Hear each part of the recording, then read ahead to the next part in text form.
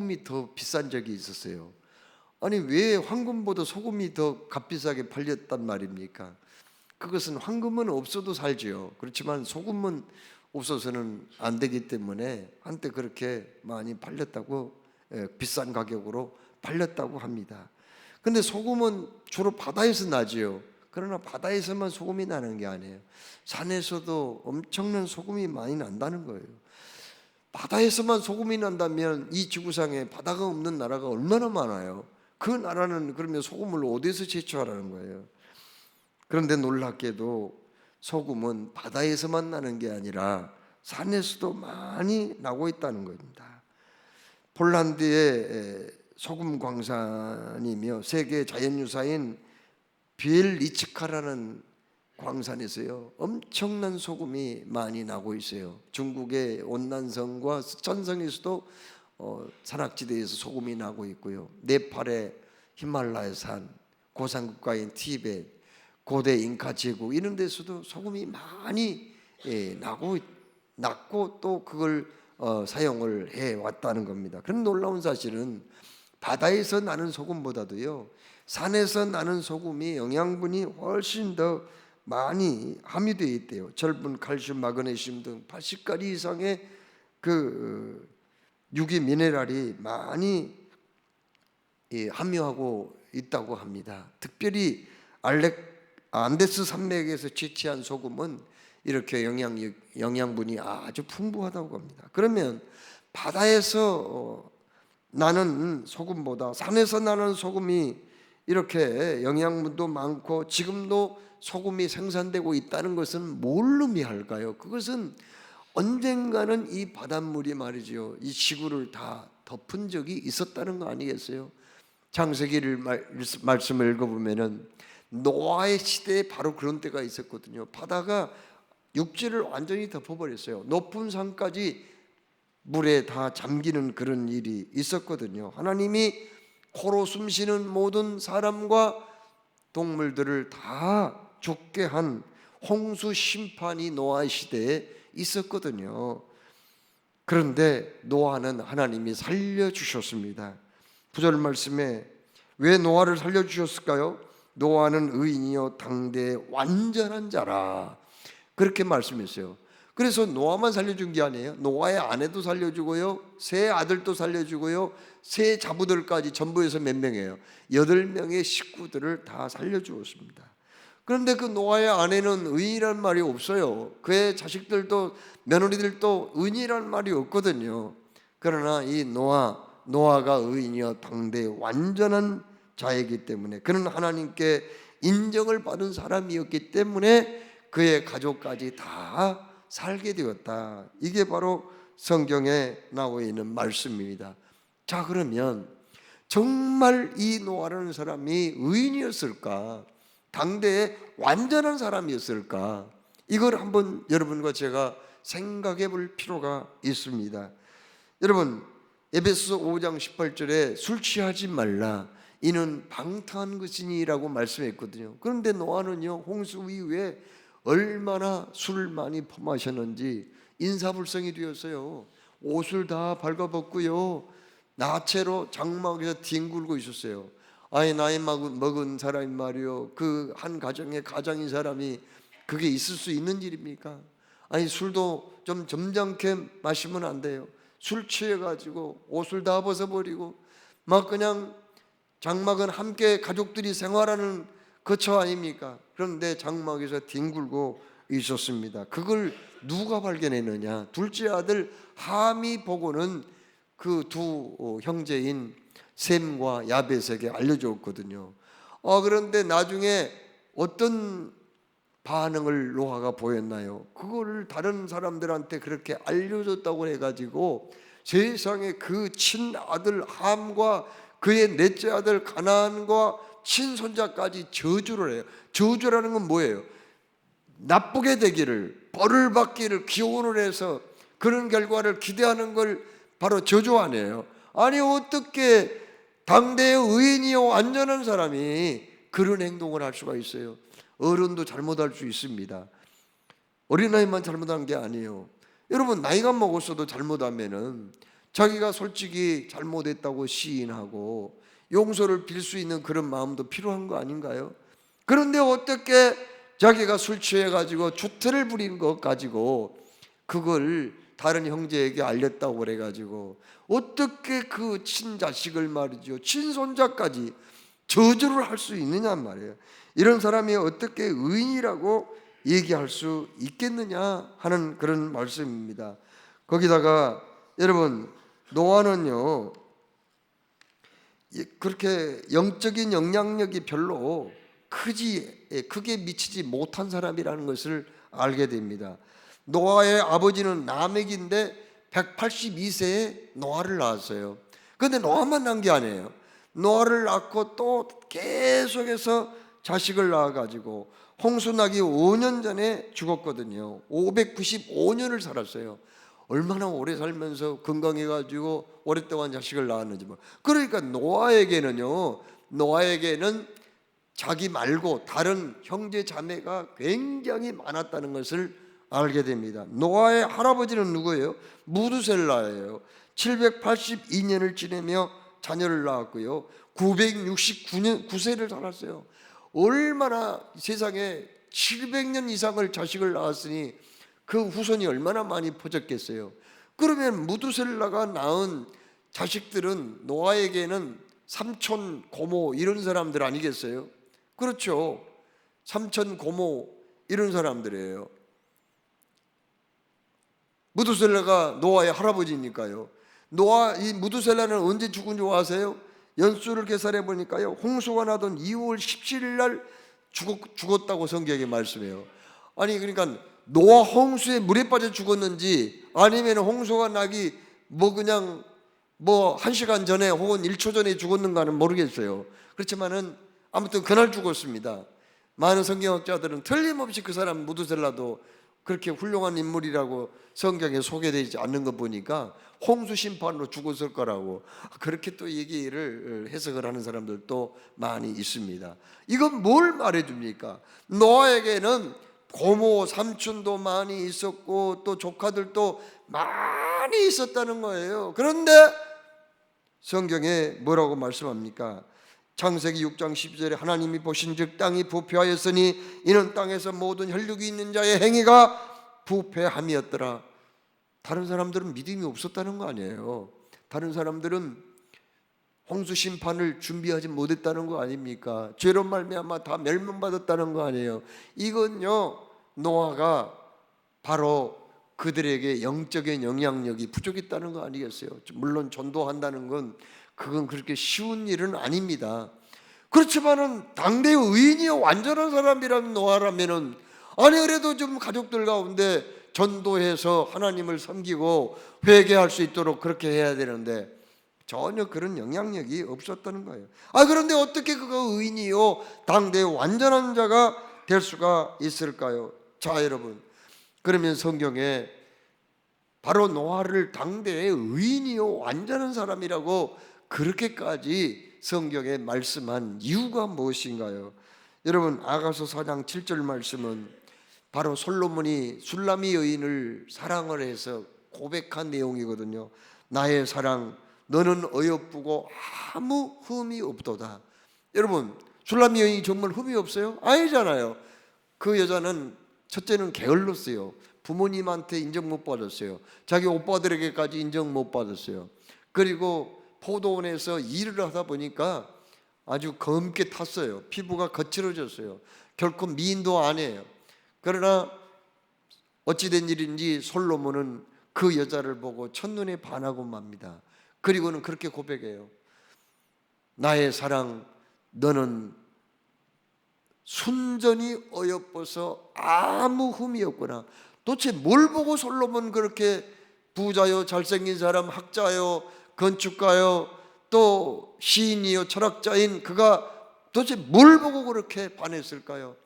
성경 말씀 거기 아가서 4장 9절 말씀 보면은 내 누이 내 신부야, 네가 내 마음을 빼앗았구나. 내 눈으로 한 번 보는 것과 내 목에 구슬 한 개미로 내 마음을 빼앗았구나. 별것도 아니에요. 눈으로 한 번 마주쳤어요. 그런데 반했어요. 그리고 목에 구슬 한 개미가 그렇게 예쁘게 보였어요. 그래서 반했어요. 별것도 아니잖아요. 마찬가지예요. 이 아가서 말씀은 단순히 솔로몬이 술람미인에게 했던 말이 아니고요, 우리 주님이 우리를 향해서 하신 말씀이거든요. 오늘 여기 창세기 6장 7절로 8절에 이렇게 말씀합니다. 이르시되 내가 창조한 사람을 지면에서 쓸어버리되 사람으로부터 가축과 기는 것과 공중의 새까지 그리하리니 이는 내가 그것들을 지었음을 한탄함이라. 그러나 노아는 여호와께 은혜를 입었더라. 할렐루야. 바로 그거예요.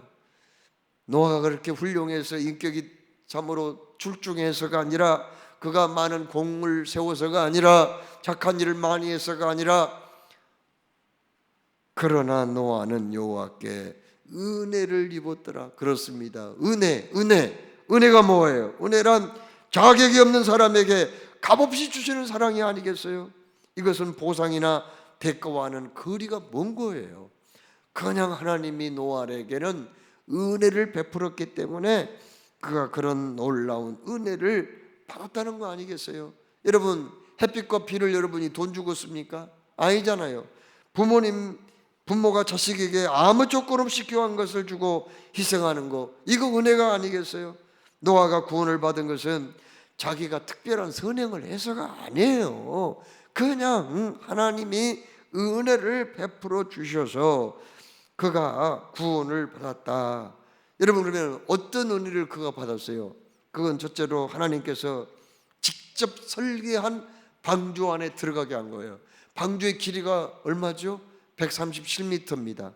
방주의 또 너비는요 23m, 높이는요 14m입니다. 이건요 그 배를 지을 때 공학적으로 가장 안정적인 크기라고 합니다. 그래서 미국 해군에서도요, 그냥 군함을 만들 때 그냥 만든 게 아니라 언제나 노아의 그 방주를 연구를 굉장히 많이 한대요. 그래서 거기를 적용을 한다는 거예요. 왜냐하면 하나님이 설계하니 노아 방주가요 너무너무 안전한, 큰 물결 바람에도 견딜 수 있는 그런 구조로 만들었다는 거예요. 고페르나무로 방주를 만들었다고 말씀했거든요. 고페르나무는 잣나무 종류예요. 잣나무는 수지가 아주 풍부해 가지고요, 이건 그 물에 그렇게 쉽게 썩지 않습니다. 그런 성격이 있는 거예요. 하나님은 우리를 안전하게 보호한다는 거죠. 안전하게 방주 안에 들어가게 했다는 거예요. 또 안팎은 역청을 지었다고 그랬거든요. 역청은 주의 보혈을 의미하는 거예요. 보혈을, 주님이 우리의 그 심령에 보혈을 바르셨어요. 그래서 세상의 물결이 쉽게 못 들어오게 하는 거예요. 마귀의 유혹에 쉽게 넘어가지 않도록 그렇게 하셨다는 거죠. 하나밖에 없는 문으로 들어가게. 방주는요 엄청 큰 배이지만은 문이 딱 하나밖에 없어요. 예수님 뭐라고 말씀했어요? 내가 곧 길이요 진리요 생명이니 나로 말미암지 않으면 그는 아버지께로 올 자가 없느니라, 이렇게 말씀했거든요. 그러니까 구원의 길, 구원의 문을 만드시고 그 문으로 들어가게 하신 분은 누구냐? 하나님이시라는 겁니다. 우리에게는 하나님이 참으로 길이요 진리요 생명이 되시는 예수 그리스도 그 유일한 길로 들어오게 하시고, 그 생명의 길로 들어오게 하시고 우리를 구원하신 줄로 믿으시기 바랍니다. 또한 배 안에는 칸을 막으라고 그랬거든요. 그렇죠? 칸을 막으라는 것은 뭘 의미해요? 물론 칸을 막으라는 것은 짐승의 모든 그 동물의 종류대로 칸을 막아가지고 거기에 이제 보존을 시키고자 하는 그런 목적으로 칸을 막으라고 했지만, 단순히 칸을 막으라는 것은 그것만이 다가 아니에요. 칸을 막지 않았다고 생각해 보세요. 그러면 맹수들이 그 초식동물, 온순한 초식동물들을 해칠 수가 있거든요. 그렇잖아요. 막 그 답답하고 막 그러니까 배 안에서 초식동물들, 다른 동물들을 잡아먹을 수가 있어요. 더 나아가서 그 맹수들이 노아의 8가족을 해칠 수도 있거든요. 그래서 하나님은 철저하게 보호하기 위해서 온수, 마귀, 우는 사자같이 두루 삼킬 철을 찾는 이 원수 마귀에게서 우리를 늘 지키시고 보호하시는 하나님이신 줄로 믿습니다. 방주는요, 지붕과 같은 이 위에다가 창을 내라고 하나님이 말씀했거든요. 이건 뭘 말해요? 창을 냈다는 것은 채광, 빛이 들어와야 되잖아요. 어둡고 캄캄한 곳에서 거기 지내러 가면 얼마나 힘들겠어요. 채광, 그리고 공기도 좀 통해야 돼요. 비 안 올 때는 좀 열어놓고요, 공기도 좀 통해야 되잖아요. 그래서 거기에 창을 위에다가 내라고 그러고요. 단순히 그냥 하나님이 채광과 공기 소통을 위해서만 창을 만들라고 하는 건 아니에요. 하나님하고 너 답답할 때 나하고 소통하자, 나하고 대화하자, 너 힘든 일 어려운 일 있으면 방주 안에서도 내게 기도하라, 그런 의미가 거기에 있는 거죠. 그런데요, 이 방주는 참 신기한 게, 이건요, 배는 당연히 이 선장실이 있어야 되고 운전대가 있어야 되고 여기 돛도 있어야 되고 또 노도 있어야 되잖아요. 그런데 방주는 이상해요. 그런 게 없어요. 아니, 이런 데가 어떻게 이럴 수가 있어요? 왜 그런 것이 필요 없을까요? 그건 다름이 아니라 그 노아의 방주의 진정한 선장은 하나님이시기 때문인 줄로 믿으시기 바랍니다. 하나님이 운전해. 노아가 선장이 아니에요. 노아가 운전할 필요 없어요. 추진력도 제동장치도 없지만은 하나님이 그 노아의 방주를 운전하셨다는 것을 알 수가 있거든요. 한번 생각해 보세요. 저는 이번에 아프리카에 가서 이렇게 생활을 했는데 얼마나 뜨거운지요. 낮에는 햇볕에 있으면은 막 그냥 못 견딜지, 10분을 못 견딜 정도예요. 엄청 뜨거워요. 지금 더운 그런 날씨예요. 인천공항에 도착했더니 얼마나 추운지요. 막 그냥 한기가 확 느껴지더라고요. 그런데 한번 생각해 보세요. 노아의 방주가요, 이 둥둥 떠다니다가 북극으로 가버렸다면 어떤 일이 벌어지겠어요? 열대지방에서 지금 사는 동물도 틀림없이 방주 안에 있는데 그 동물들은 추워서 죽지 않을까요? 얼어서 죽지 않을까요? 그 반대로 노아의 방주가 둥둥 떠다니다가 더기 열대지방 뜨거운데 거기에 가서 딱 정박했다고 하면은, 남극이나 북극의 추운 지방에서 사는 동물들도 있는데 그것들은 다 숨막혀서 죽지 않을까요? 그런데 그걸 알아서 하나님이 인도한 거예요. 한번 생각해 보세요. 그 방주가요, 둥둥 떠다니다가 저기 진흙탕 엄청 뻘밭에다 갖다 놓으면은, 그 노아의 8 식구가 어떻게 방주에서 내릴 수가 있겠어요? 동물들이 안전하게 어떻게 내리겠어요? 진흙 구덩이에 빠져서 죽지 않을까요? 그런데 하나님은 아라산 중턱, 너무 높지도 않아 낮지도 않아 적당한 곳에 배를 정박시켜 가지고 노아의 8 식구와 그 배 안에 있던 동물들이 안전하게 하선을 할 수 있도록 그렇게 배를 하신 것 보면은 정말 아주 노련하신 선장이신 하나님께서 노아의 방주를 운전했다는 것을 알게 됩니다. 그동안 우리는 인생을 살아오면서 참으로 때로는 좋은 일도 있었지만 힘들고 어려운 일이 있었어요. 때로는 방향 감각을 잃어버리고 두려움을 느끼고 근심 걱정에 붙잡혀 살 때도 없잖아 있었습니다. 내일 일을 알 수 없는 불확실한 미래 때문에 또 불안하기도 했습니다. 그러나 지금까지 저와 여러분의 인생의 배에는 선장이 계셨으니 그 선장이신 우리 주님께서 지금까지 안전하게 인도해 주신 줄로 믿으시기 바랍니다.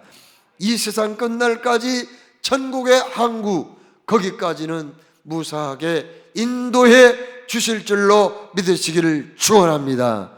그러므로 우리가 인생 살면서 날씨가 좋지 못해도 눈비, 비바람이 치더라도 우리가 염려하지 말 것은 우리 주님이 안전하게 내 인생 항해를 책임져 주실 줄로 믿으시기를 주의 이름으로 축원합니다. 여러분, 기독교 역사가들은요, 2000년 기독교 역사에서 예수님을 가장 많이 닮은 분이 누구인가? 성 프란시스를 들었습니다. 프란시스는요, 아주 부유한 집안에서 태어났지만은 23살에 은혜를 받고 자기 아버지가 지주였어요. 많은 땅을 가지고 있는 지주였는데 그거 다 포기해버리고 옷단벌 입고 그리고 맨발로 가출을 했습니다. 출가를 했어요. 그래서 출가해서 그는 하나님의 음성을 듣고 그리고 가난한 사람들과 함께 평생을 살았던 사람입니다. 그가 베르나 산에서 40일 금식 기도를 했어요. 그는 두 가지를 하나님께 기도했다고 합니다. 하나님, 내가 이 세상에 떠나기 전에 두 가지 은혜를 주십시오. 주께서 그 당하신 고난을 나도 몸으로 내 영혼으로 체험하게 하여 주옵소서. 또 한 가지 기도의 제목, 주님이 정말 아낌없는 사랑으로 인류를 사랑하셨는데 나도 주님의 사랑을 실천하게 해 주십시오. 이 두 가지를 기도했는데 그가 기도하는 동안에 환상을 통하여서 저기 십자가의 날개에 십자가가 그려진 천사가 날아오더라는 거예요. 그래서 날아와가지고 자기의 손과 발을 만지는 순간에 엄청난 고통을 느꼈대요. 그리고는 잠시 후에 양손과 양발에 예수님이 받으셨던 십자가의 그 못 박힌 그 구멍이 생기고 옆구리에도 창을 받은 그런 흔적이 생겼다는 거예요. 그는 나중에 진정한 예수님의 사랑을 간직하게 되었고 그는요 들짐승들, 날아가는 새들과 들짐승들한테까지 하나님의 말씀을 전했다는 그런 이야기가 있습니다. 성 프란시스의 제자가 어느 날 꿈속에서 기도를 하는데 예수님의 보좌, 영광스러운 그 보좌에까지 갔어요. 그래서 주님을 뵙고는 그 영광스러운 보좌를 봤는데 아니 예수님 그 보좌 바로 오른쪽에요 너무너무 아름다운 보좌가 하나 놓여져 있더래요. 빈 보좌가. 그래서 물었답니다. 주님, 아니 이 보좌는 누구의 것이에요? 도대체 빈 보좌인데 그것은 너의 스승 성 프란시스의 자리란다. 그렇게 주님이 얘기를 해주더는 거예요. 그래서 그는 슬그머니 질투가 났어요. 아니 세상에 똑같은 사람인데 아니 우리 스승이신 성 프란시스는 왜 이렇게 영광스러운 자를 준비해 놓고 말지 나는 뭐야 그런 생각이 들대요. 그 다음날 아침에 식사를 하면서 그 스승 프란시스에게 물었대요. 선생님은 당신 스스로를 어떻게 생각하세요? 어떤 사람이라고 생각하세요? 그러니까 나야 이 세상에서 가장 못된 놈 악한 놈이지 그렇게 얘기했대요. 아니 그랬더니 그 제자가요 너무한 것 같더라는 거예요. 아니 선생님 그건 교만이 아닌가요? 모든 이 세상 사람들이 선생님을 다 성자라고 하는데 아니 어떻게 선생님은 그렇게 악한 사람이라고 그렇게 얘기할 수 있습니까? 그랬더니 프란시스가 껄껄껄 웃으면서 이 사람아 한번 생각해 봐. 내가 받은 은혜가 얼마나 큰데 내가 받은 그 은혜를 다른 사람이 받았다면은 그 사람도 틀림없이 좋은 사람이 되었을 거고 아니 나보다 더 훌륭한 사람이 되었을 거야. 이렇게 얘기를 했다고 합니다. 여러분 에베소서 2장 8절 9절에 너희는 그 은혜에 은하여 믿음으로 말미암아 구원을 얻었나니 이것이 너희에게서 난 것이 아니요 하나님의 선물이라. 행위에서 난 것이 아니니 이는 누구든지 자랑하지 못하게 함이라. 이런 말씀이 있거든요. 그렇습니다. 우리는 주님의 은혜로 구원을 받았다는 거죠. 이것은 하나님의 선물이지 결코 나의 행위에서 난 것이 아니라 하는 말씀입니다. 노아는 하나님께 은혜를 입었더라. 자 그러면 노아만 하나님의 은혜를 받았나요? 아니죠. 노아만 선택을 받았나요? 아닙니다. 우리도 하나님께 선택을 받았고 우리도 참으로 노아처럼 은혜를 받았어요. 노아만 구원의 방주에 들어간 게 아니에요. 우리도 구원의 방주인 교회 안에 들어왔습니다. 노아만 특별한 주님의 사랑과 은혜를 받은 것이 아니에요. 은혜도 우리도 그동안 얼마나 많은 은혜를 받았습니까? 여러분, 어떤 사람은 내가 예수를 열심히 믿었기 때문에 구원받은 거 아니냐 하는 분도 있어요. 그러나 우리가 알아야 할 것은 데살로니가 후서 3장 2절에 믿음은 모든 사람의 것이 아니니라 이렇게 말씀했거든요. 다 같이 한번 따라서 해봐요. 믿음은 모든 사람들의 것이 아니니라. 그 말은 무슨 말이에요? 모든 사람들의 것이 아니라는 거예요. 하나님이 주셔야 믿게 되는 거고, 믿게 해야 믿어진다는 거 아니에요. 오늘도 이렇게 2부 예배 참여하신 여러분들 얼마나 일찍 서두르세요. 그런데 여러분들이 여기에 나오신 그 자체가 단순한 우리의 의지나 결단이 아니고 하나님이 믿음을 주셨기 때문에 여기 나온 거라고 말이에요. 그런데 믿음은 모든 사람들의 것이 아니라 다 믿게 한 것은 아니라고 말 아니에요. 우리에게는 하나님이 믿음이라는 선물을 주셨다는 거 아닙니까? 존 칼빈이라는 위대한 신학자는 구원에 대한 중요한 교리를 딱 두 가지로 정리했어요. 그건 뭐예요? 전적 부패와 불강력적 은혜이거든요. 전적 부패라는 건 뭐예요? 우리 인간은 하나님을 배반하고 죄를 지었다는 거예요. 의인은 없나니 하나도 없고 다 부패하고 더러운 자가 되었다는 겁니다. 자기 스스로는 하나님을 찾아갈 수 있는 능력이 없어요. 왜요? 하나님의 형상이 깨져버렸거든요. 이게 전적 부패입니다. 그러나 불광력적 은혜, 불광력적 은혜란 무슨 말이에요? 하나님이 우리에게 은혜를 베풀었는데 그 은혜는 거부할래야 거부할 수가 없는 은혜라는 거예요. 그냥 반드시 받아야 하는 은혜, 그게 불광력적 은혜이거든요. 전적 부패. 그러나 우리는 불광력적 은혜를 입어서 구원을 받은 줄로 믿으시기를 축원합니다. 구약의 대표적인 인물은 아브라함 아닙니까? 아브라함이 언제 자기 하나님을 찾아갔어요? 자기 아버지는 우상장사한 사람이에요. 그런데 자기가 언제 하나님 믿겠다 찾아갔냐고? 아니에요. 하나님이 찾아가셨잖아요. 갈대아 우르에서 그냥 여생을 보내고 있는 아브라함에게 찾아가서 너는 너의 고향과 친척과 아버지 집을 떠나 내가 네게 지시할 땅으로 가라고 말씀하시고 그를 예수님이 탄생하신 가나안 땅으로 인도하잖아요. 그때부터 믿음의 여정이 시작된 거예요. 여러분, 바울이를 신약의 대표적인 인물은 바울이라고 말할 수 있어요. 바울이 언제 자기가 예수님 믿겠다고 그랬어요? 반대로 예수님 믿는 사람들을 다메섹에서 붙잡아다가 예루살렘으로 끌고 와가지고 옥에 가두고 때리고 고통을 주려고 거기에 가다가 부활하신 예수님을 만난 게 아니에요. 아니, 예수님이 그를 만나주신 거 아닙니까? 이거 보면은 아브라함이나 바울뿐만 아니라 이 세상 모든 사람들이 하나님의 은혜를 입고 살아가고 있다는 것, 우리 모두가 주의 은혜로 구원받았다는 것을 말해주고 있어요. 너희가 나를 택한 것이 아니요 내가 너희를 택하여 세웠나니 이는 너희로 가서 열매를 맺게 하고 또 너희 열매가 항상 있게 하여 내 이름으로 아버지께 무엇을 구하든지 다 받게 하려 함이라. 아멘. 이 말씀대로 우리가 하나님을 선택한 게 아니고 하나님이 우리를 선택하셔서 하나님의 백성으로 삼으셨고 오늘까지 믿음의 열매를 맺게 하셨다고 말씀하셨거든요. 내가 진실로 진실로 내게 이르노니 내 말을 듣고 또 나 보내신 이를 믿는 자는 영생을 얻었고 심판에 이르지 아니하나니 사망에서 생명으로 옮겼느니라.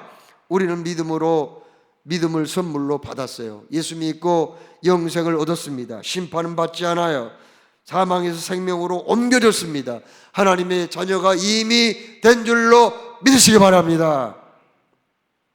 우리는 구원받기 위해 충성한 게 아니에요. 구원을 받았기 때문에 충성하는 거죠.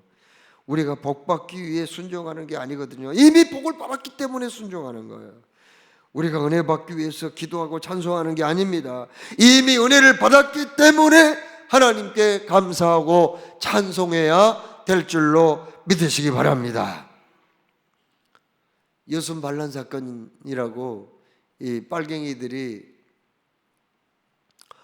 군대 지휘관을 충동하고 한 부대를 동원해 가지고 얼마나 여수 순천 그 지방이 많은 사람들이 죽었는지 몰라요.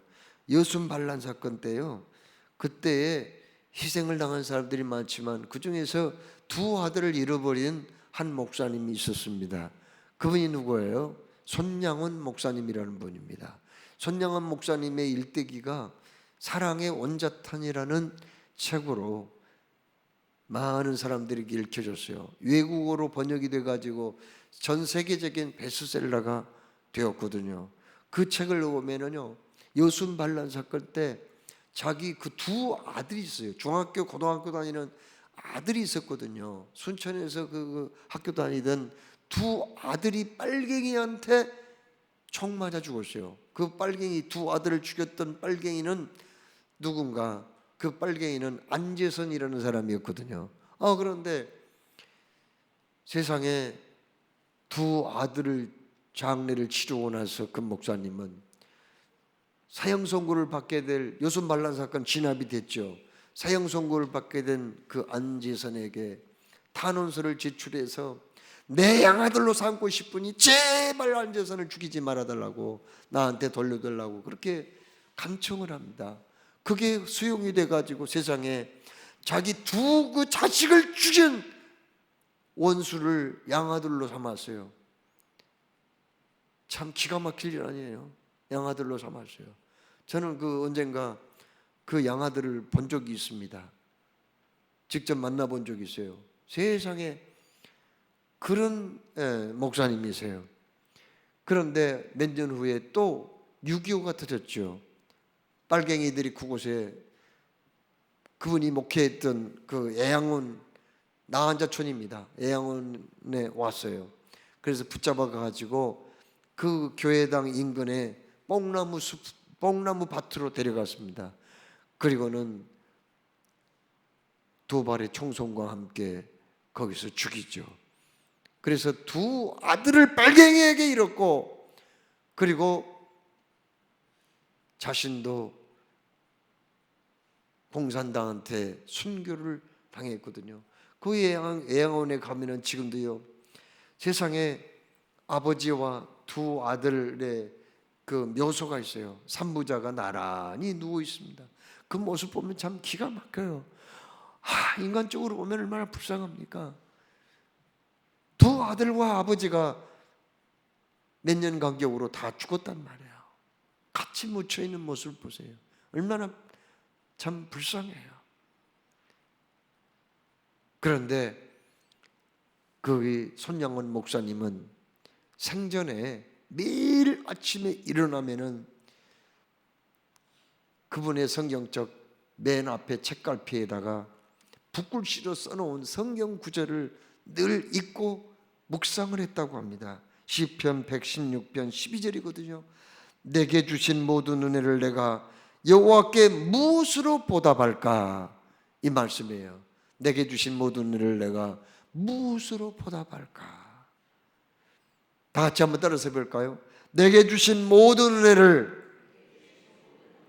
내가 여호와께 무엇으로 보답할까? 바로 그 말씀을 매일 묵상하고 또 묵상하고 주님께 은혜를 갚는다는 그 마음으로 평생을 살다가 그는 순교의 제물이 되었습니다. 부정직한 사람은, 정직하지 못한 사람은요, 하나님의 은혜보다는 자기 공로를 언제나 앞세우거든요. 교만한 사람은 하나님이 하신 일보다는 자기의 성공담을 말하며 우쭐해 합니다. 그러나 정직한 사람은 모든 것이 하나님의 은혜라고 말합니다. 사람들이 칭찬할 때 즉시 하나님께 영광을 돌립니다.